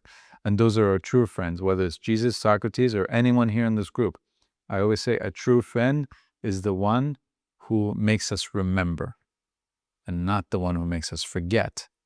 But that's what most friendships are these days. It's a distraction. We distract each other. We make each other feel good because we're running away from the thing that we can't really solve, and that is oppressing us. And so we are relieving each other by distracting each other. And that's what we call friendship often. And it's not an evil thing. It's not a bad thing. We don't know any better. So that's just what's happening, right? No value judgment on that either. But objectively, it is a cause of suffering. And so why not realize that the true friend is the one who remembers? The true friend is the one who every now and then offends the ego, hopefully not too much that the other friend does not come back to it again, right? That's always the trick. That's the tightrope for all our friendships. But also, as Spinoza says, there is nothing more valuable to an aware person than another aware person. And this is what I like to think of this group as, right? Just a group of aware people who are the most helpful thing to themselves and to other people. But again, not out of a need, but just out of a want. Reason tells me to be closer to other reasonable people. If I have the choice between a reasonable person and an unreasonable person, I'm going to gravitate towards reasonable. There's nothing more obvious than that. And so that's why we're here. Nothing more and nothing less. And so I appreciate you being here. I appreciate seeing this. And on a human level, I enjoy seeing that. It's a nice thing. It's a beautiful thing. And So I thank you for being here. I'm just going to move you to the audience. And once again, of course, with great gratitude of you speaking here. And as everyone always does here, right, with great openness and kindness, which I do not take for granted, but it is easy to get used to, right? Everyone's coming here speaking so honestly and openly, and no one's getting offended. No one's fighting or arguing with each other because they're trying to prove something. No, it's just a place to be. And that's beautiful. And with that said, I will invite our next speaker as well. Hi. I just wanted to say the two questions and answers before me were so amazing and brilliant. Like, seriously, wow. So thank you, all of you. So I wanted to ask you, please, if that is okay, what is God, source, or the light? How can I connect with it a way that is permanent and meaningful and healthy, please? Well, that's a question that each one of us have to answer. Why? Because I always say we have to have a personal connection to timeless and universal ideas, and certainly the idea of God, the concept of God is that it's an idea, of course, because independent of the existence of reality, we have an idea of reality. And so that idea Yes. can be right or wrong. It can be accurate or inaccurate, whatever. But there's an existence beyond that. And what you see that existence beyond that, that's up to you. And that has to satisfy you. And I mean satisfy in the truest sense, not as a feeling, not as an emotion, not as a passing thing, but your reason being satisfied, your reason saying, I approve of this. This makes sense to me. This shows up in my experience as a useful thing, an undeniable thing, a beautiful thing. And what I only always say is that we can. So this is a beautiful thing that has been happening in human history that I remember reading about, and I recommend actually everyone read this because it is in the reading recommendations. It's called A History of God by Karen Armstrong. And she shows that throughout history, in all religions, there has been this period and group in every religion that attempted to define God and realized that God can be defined not by defining what God is, but by defining what God is not. What God is not. And the more you do that, you say, okay, well, I can clearly say this is not God, and this other thing is not God. And you keep going. And whatever is left at the end, by exclusion, you know what it is, but you don't know the thing itself. And this is very similar to our discussion today that has been going on about the self, about the true self, how we say the true self observes everything. All activity it sees, all activity it does, and it observes all change. But who is the one observing? What is its nature? What is its features? What is its identity, so to speak? How can we identify it? And we realize we can't.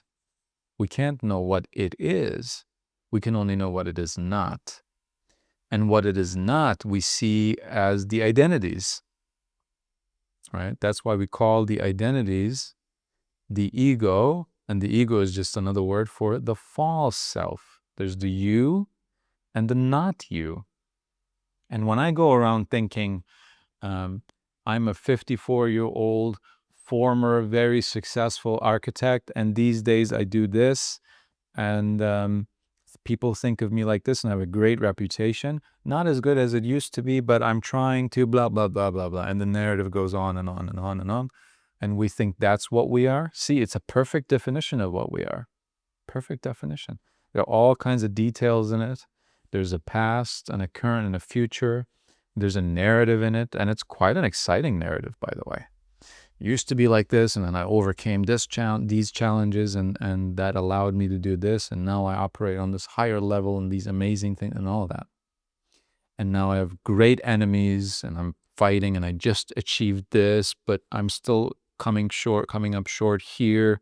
It's a great narrative. It's a great, exciting thing. But it is, right, but it's just a construction. It's not real. It's a mental construct. It's something we've built up as a statue of ourselves. But it's not ourselves, and we keep worshiping it and we don't call it a worship, we just call it us, but that is truly what we're doing. This true self is giving that statue being.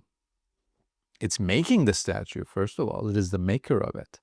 All energy, all activity comes from the true self. Without our existence, without the lights being on, if we didn't wake up this morning, everything we did after that would not have happened. And it's the exact same thing with the self and the false self. The false self is merely an activity of the true self. It is merely something that it did or perceived and is perceiving and experiencing. And so, to come back to your question, what is God and what's a healthy relationship with it? I would only say that keep focusing on that which God is not. And I want to tell you, God is all pervading, right? We can see that it is in everything. We can see that. We see the evidence of that. We once again do not see the existence, the being of the things themselves. We just see that they exist, that they be.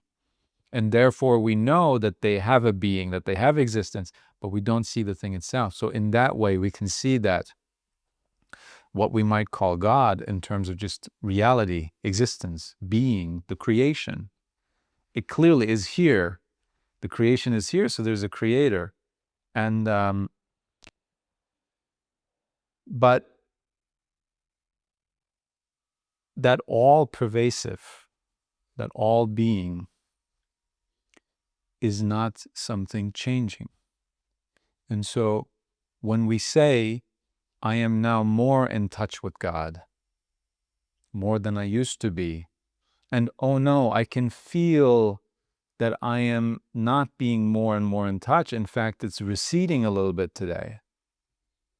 But then the next morning we wake up and we say, no, I'm in full contact with it, and it's beautiful and it's joyous and it's making me feel alive, and I understand everything now. But then by noon we come down from that again, and it goes up and down and up and down and up and down. That isn't God. Because God is not a changing. God is not a waning thing. God is not stronger now and weaker then. And since everything is pervaded by existence, everything is pervaded by being, everything is pervaded by reality, everything that is real is true, and everything that is true is real. And in that sense, I see God merely as a synonym, the word God as a synonym to the word truth, and vice versa. Truth is a synonym for the word God. And so if truth, if reality is always there and always fully there, and it is always you and always fully in you, because there's no such time of the day where you are less real or more being, less being. So this God, this truth, this reality is your very nature. Even in the Bible, it says, you are created in the image of God, in the image of truth. And what does image mean? Image means likeness, to be like something. And of course, it's not a physical likeness, right? So it's a likeness in what then? A likeness in spirit, a likeness in the nature. So you share the same nature with truth. You and truth, you and reality, you and God have the same nature. That nature is not a changing thing. It is not a thing that can be stronger or weaker, worse, better, truer, less true. It cannot be any of that. And it has never asked you to become better. It has never asked you to prove something to it. It has never asked you, it has never required you to do a certain practice or to abstain from a certain practice. It has never asked you any of this. It has never asked you only when you feel elated, only when you feel joy and happy, am I with you? And whenever you are sad and depressed or disillusioned or disappointed, I am far away from you. How? You are this nature. You are nothing other than this nature. You are part of it. You are it. Again, in other words, it becomes difficult to speak in this way, but you do not stand apart from the universe. You do not stand apart from reality. You are it. And so you cannot be less real. You cannot be more worthy. The thing of what you are trying to become worthy of by so-called making your relationship with God better is you. You are that truth. You are that reality. You are that being, that awareness, that observer that sees everything, experiences everything, but takes no color from it unless it thinks it is something that can take color. But even that ability to believe that, even the ability to become lost in an illusion, so to speak, takes its existence, its being, its possibility from the true self, which in fact cannot be diluted, is not an illusion, is not unreal, is not weaker or stronger, is not more competent or incompetent, is not something that can understand truth 2 hours a day and feel it 5 hours a day, but not the rest of the day. You are the very thing that has been giving existence to everything you've ever felt or experienced. You are the source of everything you have ever felt or experienced. And those feelings and thoughts and experiences, they come and go. But the one in which they are occurring, that one never comes and goes. That one never changes. That one is never better or worse or weaker or stronger or more joyous or less or more knowing or less knowing. It is this, you are the space in which all of this occurs, but you are not the occurrence. You are not the things happening in there. You are the space in which they occur. And that space is ageless. It has no nationality. It has no religion. It has no philosophy. It does not believe in things and disbelieve in other things, or agree with some things and disagree with other things, love certain things and hate certain things. All of this is occurring inside of it.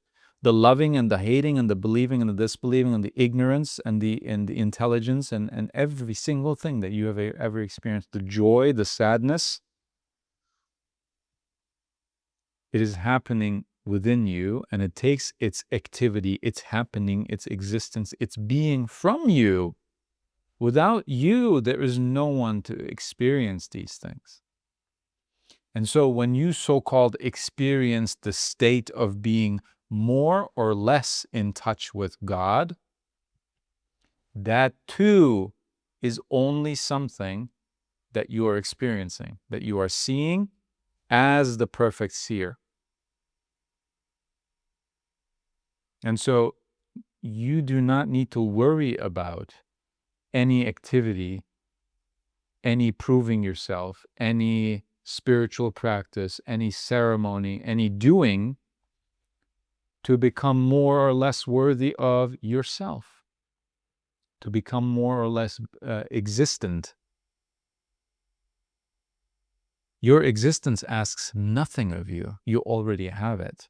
And it is full and complete And it comes from that, and in fact is the very thing that it comes from, which is also in itself full and complete. The fullness and completeness of you is not different than the fullness and completeness of everything else, of which once again you are a part of, an instance of. And that which is full and complete does not create things that are not full and complete to then make it part of its own being. However you look at God, right? Whether you're Christian, Muslim, atheist, or have your own ideas of reality, of existence, of truth, God, which makes everything and is everything, does not create incomplete, lacking, broken things as part of itself. And nothing that is incomplete and lacking can create something complete and not lacking. So you have the same nature of that which created you, which ultimately is you, because creator and creation is all one. It does not stand apart. Creation does not stand apart from the creator looking at it. And the creator does not create creation that is unlike itself. Something complete and perfect, creating something incomplete and lacking out of incompetence? No, certainly that wouldn't be it. On purpose? Why? There's no reason. There's no reason for that. And so I just want to tell you, just because I'm seeing these things also in myself and in all things, this striving and this achieving, but then, oh no, I lost a little bit of it. Oh, but I regained it even more than I had before. Oh no, I lost everything I ever had now, and now I have to start from scratch. All this is not necessary. Yet, it is also not a danger. It is also not a danger to you. Because that which you are cannot be changed by it. You are the one observing the change. Now I am better. Now I am worse. This person perhaps can make me better. Oh no, this person left. Oh, they're back again. The one who is observing all this changing is observing it from a point of what? Changelessness. Is observing something lacking or something being perfect from the point of what? Lack or perfection? Perfection. Right. Is observing completeness or incompleteness? How does it know about completeness or incompleteness? It's observing from a point where none of that means anything. Even matters. Yeah. Yes. And it's just seeing it. It's just observing it. And nothing can touch it. I cannot touch you and make you better. I cannot touch you, attack you, and make you worse. I cannot. It's impossible. You can think that. You can give my action that meaning and think that you've just been made better, or that you've just been attacked, and that you've just been, something has been taken away from you. But that too is being observed. I used to have this, now I don't because of this person, or vice versa. Before this was taken from me, I was there, but now a part of me was taken with it? No, I'm still here. I'm still full and complete. I don't have some part of me missing that is now not able to perceive certain things or whatever. I still hear truth. I still hear it, its call. I can still understand it. Yes. I can still know it. I am still magnetized towards it. I'm still pulled to it. All of this is still happening. So what has been taken away from me? Nothing. What can be given to me to make this more complete, more better somehow? Nothing. Radical.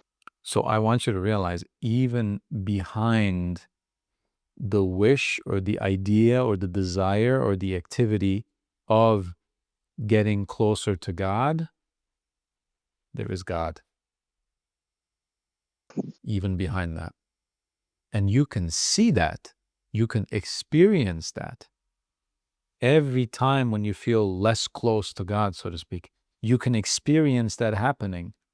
And you can also experience that you're experiencing that from a point of non-changing, non-lacking, no desires, no goals, no regrets, no anything. All of the regrets and goals that comes after this being, this knowing, this seeing, this observing. If it was behind the observing, you could not observe your regrets and your shames and your guilts and your desires and your wishes. It's in front of the observing. And it is also not in the observing, because the observer cannot observe itself, as we've kind of been discussing and seeing in this whole meeting. The observer cannot observe himself. We cannot say, there are people who say the self is God. Everything is God, so the self is God. And then there are people who say, well, certainly I am not God. There must have been a God who made me. All of this thinking is done by whom?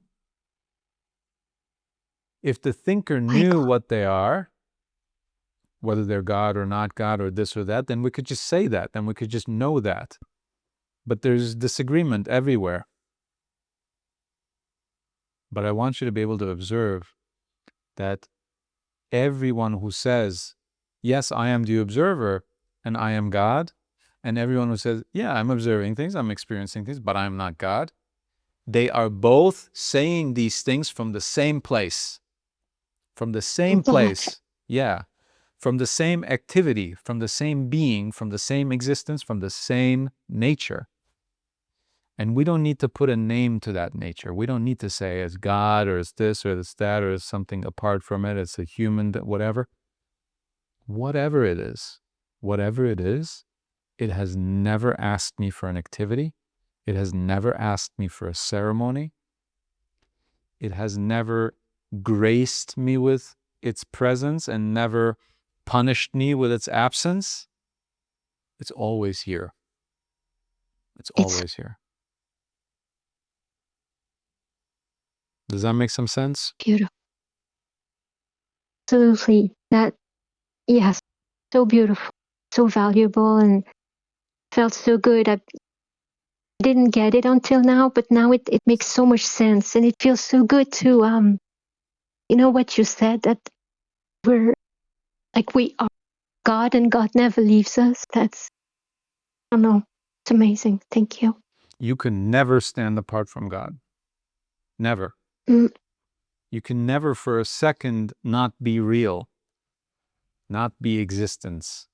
And God is reality, God is existence, right? So you can never leave, you could not want to leave that and leave it, and you cannot be left by it.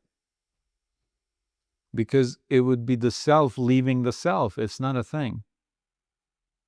Yeah. And we are worthy, you are that we are which worthy. you hope to be worthy of. You are that. You are that. Beautiful. Right? Because you cannot stand apart from it. You cannot stand apart from the one that is worth. This is worth, and I'm somehow outside of it. No, all of existence is here. You can't leave it, even if you wanted to. And as soon as it leaves, it takes you with it, wherever it would go. I don't know.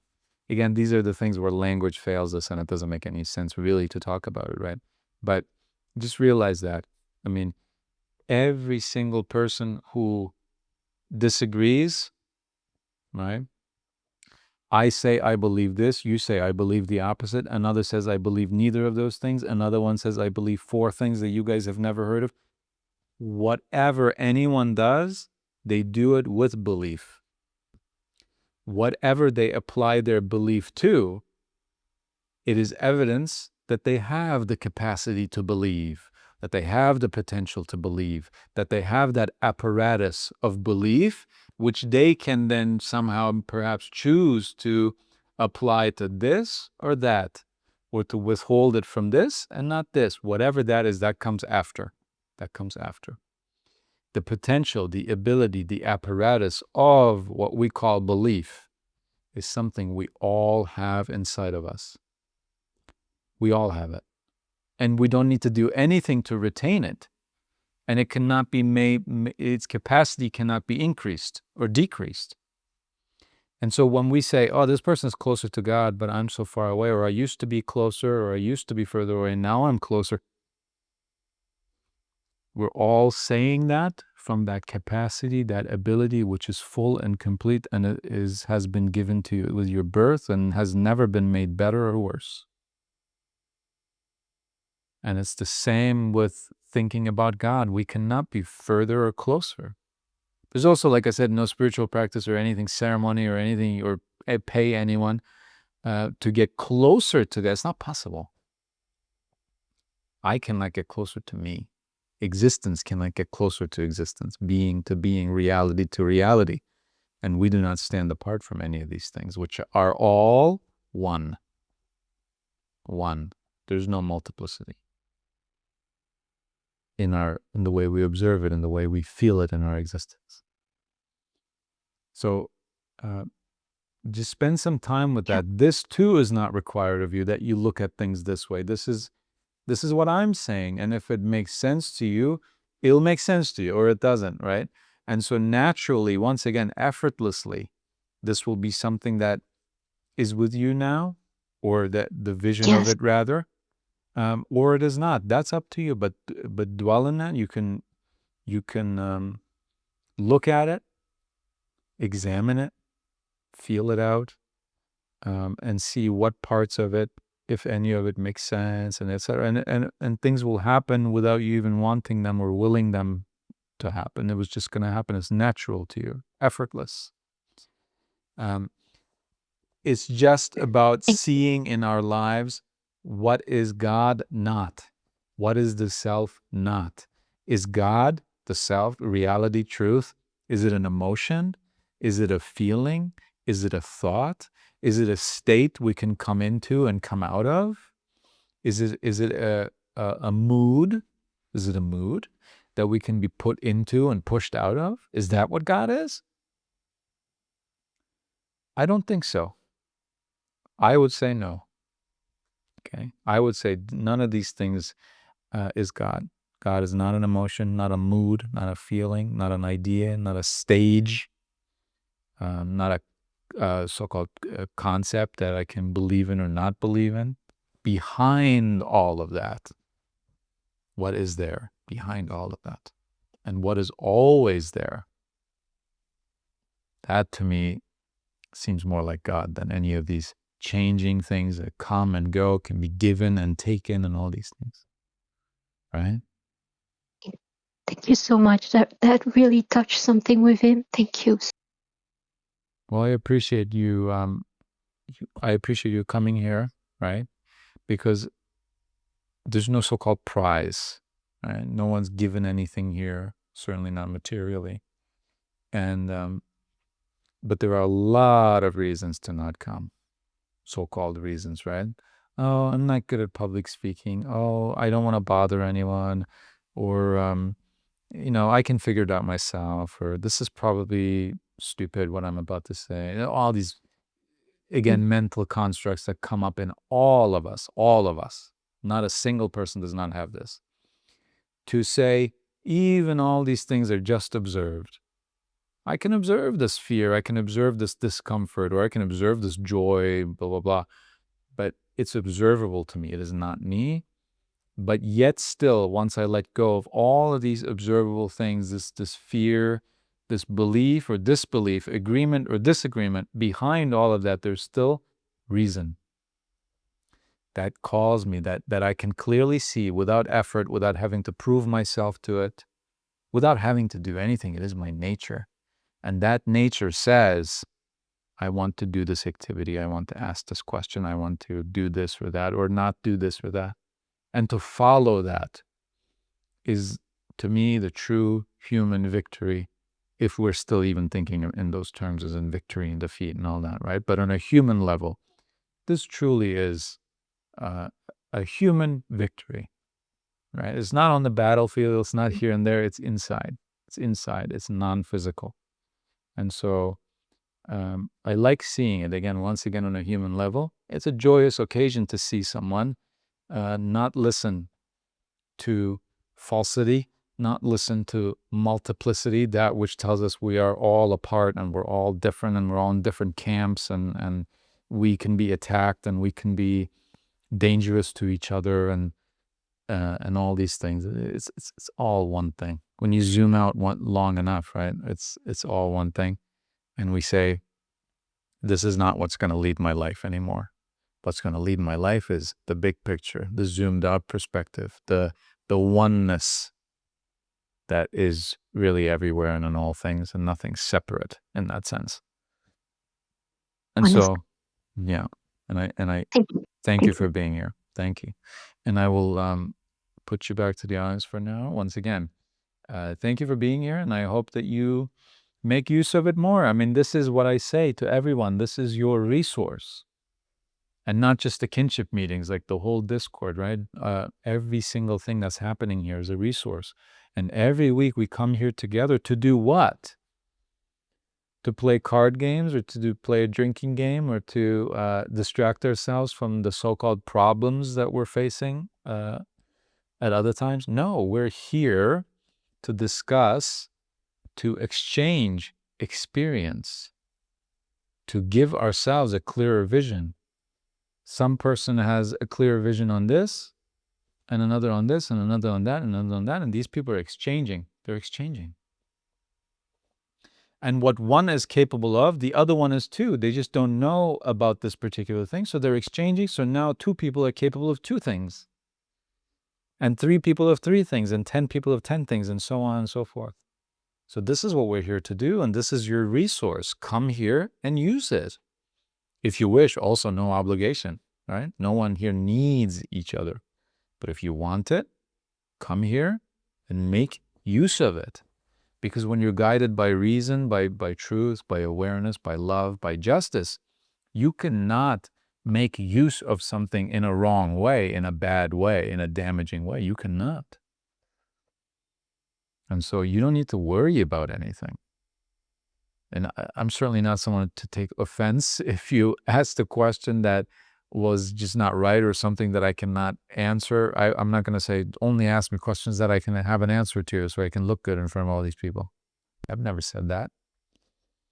I loved seeing something that I didn't see before. I loved being wrong, right? Because it's whenever we are so-called wrong, we are being freed of a false belief. What's better than that? And so I will take our next speaker here. It has been a very wonderful experience being here for the first time. Oh, I appreciate it. Welcome. Yes, I actually had a question to ask. Yep. But then I pondered about it. My question was, how does one find peace in doing things that they do not wish or want to do?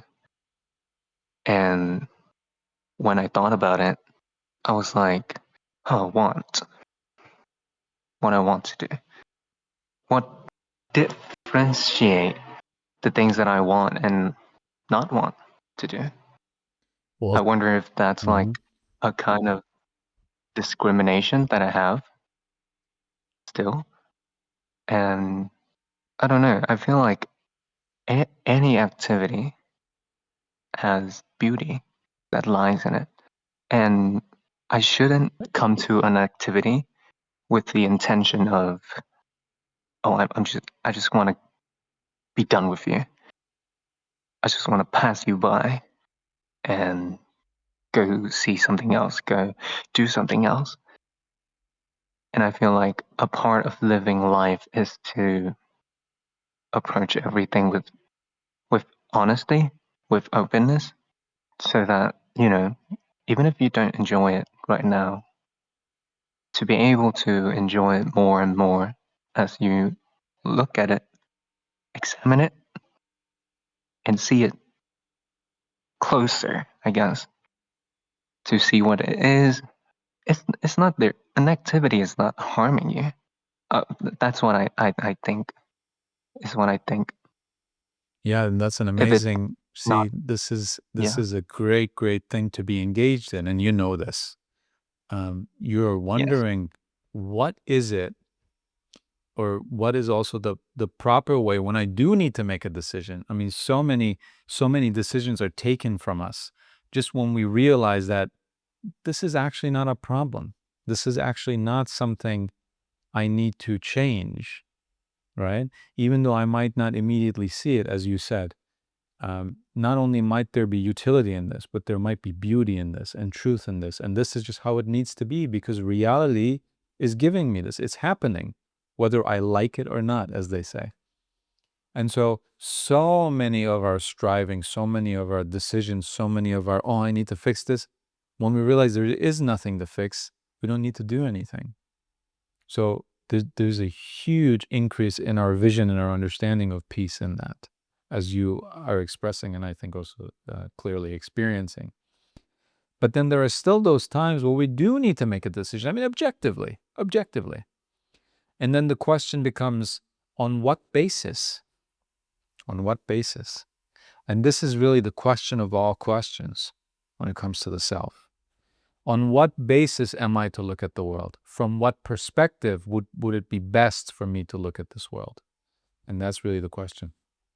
And the identities are all too ready to say, look at it from my perspective, and value the things I value. It's trying to provide you with an easy solution to your question. What should my basis be? What should my tools be? And I always say, how can we, if we ask, how can we differentiate between judgment, between saying, oh, this is good and this is bad, this is not how it should be, this is how it should be, but it doesn't seem possible. This is judgment. When we look at the world in value terms, and we assume necessarily that we know better. To say something is good, we need to know that it is good. To say something is bad, we need to know better.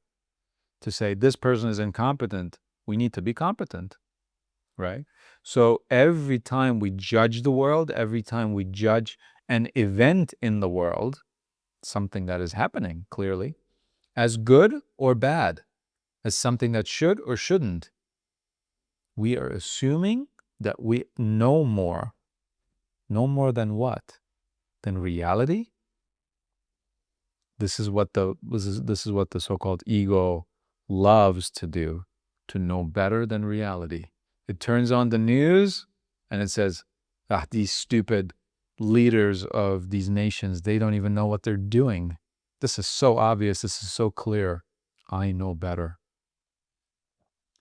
And then this person who is driven by the ego, they break their leg after watching the news. And they say, this should not have happened. This is ridiculous. This is wrong. This is suffering. And in that case, okay, before they knew better than heads of state. Okay, fine, possible. Now who do you know better than? When you say my leg broke and that is not a good thing, this is a bad thing. Whom do you know better than now in this situation? The only possible answer is better than reality. And to say, wow, I mean, realize that for a second. I know better than reality. Interesting. Or, this person doesn't want to be with me anymore. They don't want to be my friend anymore. They don't want to be my husband anymore, whatever. That's a bad thing now that I'm experiencing. So once again, whom do I know better than? Reality. I know better than all events. I know better than that which causes all events. Interesting. And so this is obviously ridiculous. But this is what we're doing every single day. And I'm not accusing anyone, but we've all have done this regardless of if we're still doing it or not. We always say, we know better than reality. I deserve this. I do not deserve that. So what shall we make this determination based on? And to me, the very simple, the very practicable, even in the moment, in the heat of the moment, as they say, when all the emotions and the thoughts are coming and there's pressure and a decision needs to be made quick. What can I go into? What can I fall back on? What can I rely on right there, right then? To know if I am judging or if I am discerning. Judgment is a wrong thing. It's a knowing better. But discerning is looking at truth, not looking at oneself, one's own opinions, one's own beliefs, but to look at truth and to say, what is truth saying? What is truth pointing me at? And to make a decision based on that. And you can say, okay, well, what if I think I'm looking at truth, but I'm actually not at all looking at truth? To me, the way to know in any moment and in every moment is this. If you are feeling any sort of way about it, if you say, oh, I'm very much afraid, so I'm going to make this decision. Or if you say, there's a great opportunity here to become proud of something, or to feel really joyous ecstasy, to feel ecstasy about this, to get a thrill from something. And so, I will go to that. I'm making my decision based on that. That's when you know you are wrong. Every single time, that's when you know you are wrong. And you can know this before you make the decision because you feel the ecstasy, the opportunity for ecstasy, the joy, the pride, or the fear and the resentment and the anger and the hatred before you make the decision. So if you say, if I do this, I can get back at this person. I can get my satisfaction, my vengeance, because this person treated me horribly in the past, and this is my opportunity to do that. That basis right now that you're clearly standing on, wrong. It will let you down. It has let you down every single time you listen to it, every time before. But if you can say, yeah, it would be really a great thrill to confront this person right here, right now, with the information I have, and to expose them as a liar right here, right now. But this wouldn't be good at all because there's this person here in the room who would be very much disappointed by that, to see this person that they have held in such high regard to be belittled so much. And that ultimately it's just not the right thing to do, even though it would give me a great thrill. Reason is telling me, wait, if you do it like this, truth will still be told.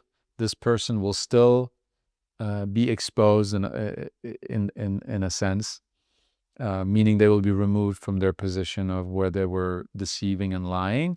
But it's not going to be in any dramatic fashion. I mean, it's going to be slower and more considered, and it's going to be through the proper channels and through the proper steps rather than me right here informally getting a thrill out of it. That's when you know you are on the basis of reason, on the basis of truth. In other words, are emotions present? Yes. And they can be present. There's nothing wrong with that. There's nothing wrong with that. But if you can see it, and if you can put them aside, and there's still enough reason to do the thing or to abstain from doing it, then you know that you're doing it on the basis of reason because you put the emotions aside, right? Or there aren't even any emotions. So many things in our lives are just logistical. We say, I'm hungry now. I can feel it. Okay, it's probably a good idea to eat now because I'm not going to be able to eat in the next 4 hours. There's no emotion to that whatsoever. And so, it's pure reason. And other things are pure emotion. There's no reason whatsoever. And then you can say, this is pure emotion. I have no reason to do this. So to me, this is the guiding, practicable thing in each moment to say, to be able to discern judgment from discernment. This is that to me. So as you said, as you pointed out really well, every single decision in our lives either doesn't even need to be made. We were just pushed into it thinking that we need to act, we need to fight something, we need to fight for or against something. And in fact, we don't need to do any of that. There's no such thing. It was an illusion. Or truly, there does need to be a decision made. And in that case, we can rely on this, what I've just been saying, to make that decision, to aid us in it, to guide us in it. And this covers every single situation that we face in our lives. One of these two things, one of these two situations. And so that kind of made me think of this. I'm not sure if you're looking for this lengthy talk on this, but it made me think of that. And I think it's always a good thing to talk about the difference between judgment and discernment and how we may do that, especially in the heat of the moment. Yes, totally. I kind of got lost in just listening to what you were saying there. It was really, it was more than what I could have asked for. I guess to put it. It was really nice, and it also like addressed something that I don't know. Whenever you say something that is practical, practicable, I always am really grateful for it because it's very simple and I don't know, easy to understand, I guess. And I'm just grateful, and you don't need to feel any sort of way about it. Yeah, and I appreciate that because as you are correctly identifying, we need things that are practicable. Theory is good and is fine to talk about, and it makes us see things, right? But what is all the theory for? The theory is for when the situation comes, when we're actually tested, so to speak, for the lack of a better word. What can we rely on then and there to be guided by all this theory, which is supposedly coming from truth, right? So how can we actually live that way?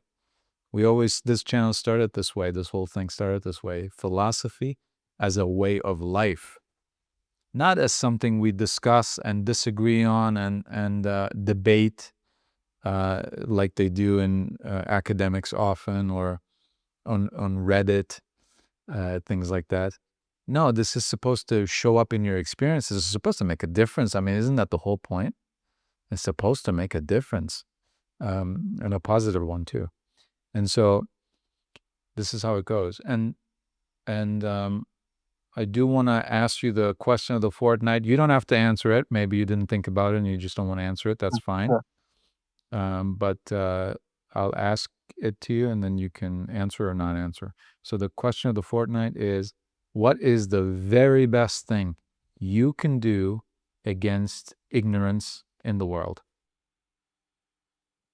I did read about the question of the fortnight. I don't know if you can tell, but I've been listening to a lot of your YouTube videos, and it helped me a lot. But yes, I think the very best thing that you can do against the ignorance of the world is to be fine with it, I guess. Is to not be troubled, to not... What is the point of... Think about it. You can, react to it as it come up in your life, but I feel like it is pointless to think about the ignorance of the world and to, I guess, in a way, beat yourself up about it. So yeah, that is my answer. I appreciate it. That's yet a different take. And I like this approach, which showed up when you first started speaking too, about the realization that so many things don't even need any of our interference, any of our doing, any of our solving or fixing. And you're right. I think with many things that is seen as ignorance in the world, and we need to change and do something about it. A lot of the things are just, it doesn't need you to do it. And you can just, instead of being troubled by it, you can just accept it for what it is, not accept it as in tell yourself it's all fine and it's a good thing. No, whatever it is, it is. It exists and it is there. And I accept it in the sense that I see it. I do not run from it. I do not run to it.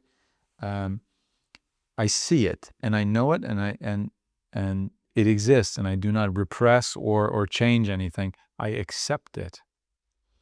And sometimes just seeing things for what they truly are tells us everything that we need to do or need not do. And it already takes so much away from the so-called to-do list, right? We all have to-do lists, not only in our daily lives or when we go to the grocery store, but to-do lists on find out what God is, find out how to attain peace, find out how to overcome every single unwanted emotion and thought. This is a to-do list too. And then everyone who's ignorant, so to speak, either actively going against these things or just not understanding, realizing these things, they become our enemy. They say, this person is not even looking for peace. They're not even trying to understand anything. They're so ignorant. And that's a problem to me. Why? Why is that a problem to you? It's not a problem to you. If it is a problem at all, it is a problem to them, for them. And so I think you're absolutely right. Thank you. And I appreciate you coming here. I'm going to just move you back to the audience real quick because we're running out of time. But I want to say thank you for being here. Welcome, first of all. This is your first time. You said that you are here. Welcome. What a beautiful thing.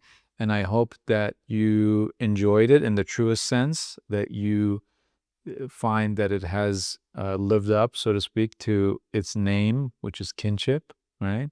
That you feel that you are among kin here, not as an identity, not as a belonging, not as a group kind of thing, but just to say, wow, my nature is reason. My nature is awareness. And I find that there's a lot of awareness and reason going on here. So if you can say that, that's a lovely thing to be a part of and to be able to see, because we're all looking for that, right? We're all looking for that place where, my gosh, finally awareness and reason pervades rather than this unawareness and this treating each other in a reckless manner, right? And so welcome, welcome, welcome. Thank you for being here. Thank you for speaking. And if you ever wish to do it again, you are very welcome again. This is, as I said before, this is a resource to all of us to come here and to speak, ask, disagree, bring forward our confusions, whatever it may be. There's no expectation either. And I think this week I'm going to do something out of the ordinary by not giving my answer to the question of the fortnight this week, simply because we've had so many great conversations. I don't want to add to that. I just want to leave it for what it is, because there has been a strong so-called theme here that we've been discussing this whole time, and I just want to leave it at that. And we didn't even get to ask the question of the fortnight to a lot of our speakers here. And we were just occupied with something else, which is beautiful. You know, the reality goes a certain way. We do not. We do not try to push and pull the river of reality. It flows wherever it flows. And I feel like this week it didn't flow that much into the question of the fortnight, which I 100% not only accept, but welcome. It is so beautiful to be swept away, to have a certain plan and then to be swept away by something else that is so beautiful. And I think that's what happened here this week. And so I'm just going to leave it at that. And then we'll talk more about the question of the fortnight next week. And then I will also give my answer to it then. All your problems, all your desires, all your worries, entrust it to reality. Give it to reality. It knows what to do with it. It always has. Reality has never stuttered. Reality has never been stuck. It always moves forward. And so this is why I'm telling you it is crucial, and at the same time not at all important, that you come here and speak. And or listen if that's what you need to do, what you feel you need to do.